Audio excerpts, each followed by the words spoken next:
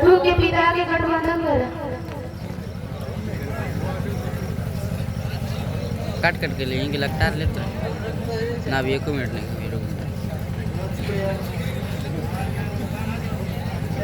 पंडित धीरे धीरे हो पंडित धीरे धीरे लगन कराओ रे पंडित धीरे धीरे हो पंडित धीरे धीरे लगन कराओ पंडित धीरे धीरे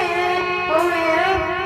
पंडित धीरे धीरे पंडित धीरे धीरे लगन कराओ रे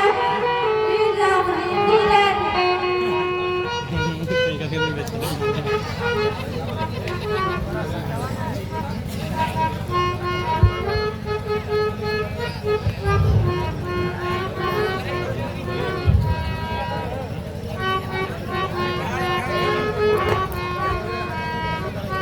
तारा स्टँड खरीद लेवल मध्ये